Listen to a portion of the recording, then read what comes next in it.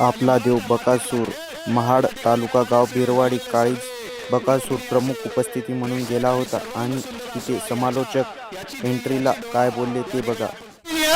Cabinet मंत्री भरत शेठ गोगावले यांचे आगमन आणि ज्याला पाहण्यासाठी तमाम आणि तोबा गर्दी प्रेक्षकांनी केले, ज्यांच्या मनामनात ज्याच्यासाठी अनेक ठिकाणी नवस बोलले गेले, ज्याच्यासाठी पांडे या व्यक्तीने 220 किलोमीटर अनवाणी पायी यात्रा केली, ज्याच्या संशोधनाचा विषय अवघ्या जगात पसरला।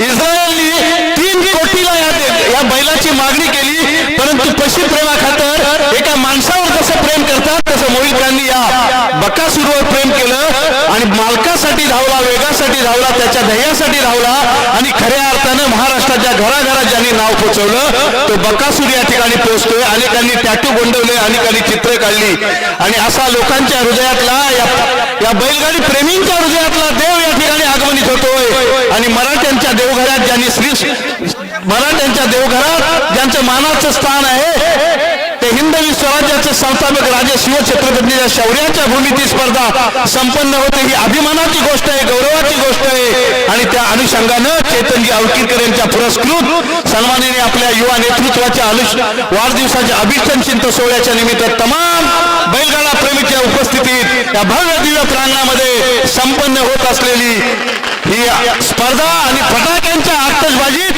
या बैलगाडा प्रेमी संस्थेची अतिशय चांगल्या पद्धतीचा सुवर्णयोग जुळून आला आहे आणि देव बकासूर या ठिकाणी आगमन होतोय।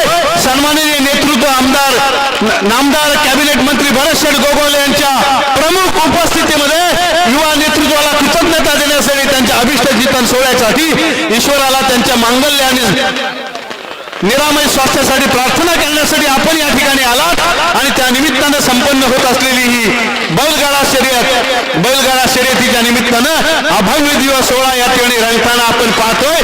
फटाक्याच्या आशेषबाजीत सारे डोळे त्या ठिकाणी विस्फारलेत, साऱ्यांच्या नजरा त्याच्याकडे लागलेत। कसा असू शकतो देव बकासूर आणि कशा पद्धतीने धावू शकतो हे विलोभनीय दृश्य सारेजण पाहतायत। माणसातला देव अनेकांनी पाहिलाय, पण बैलातला देव या ठिकाणी प्रकट होतोय। त्या कोकण भूमीमध्ये पहिल्यांदा त्याचं आगमन होतंय।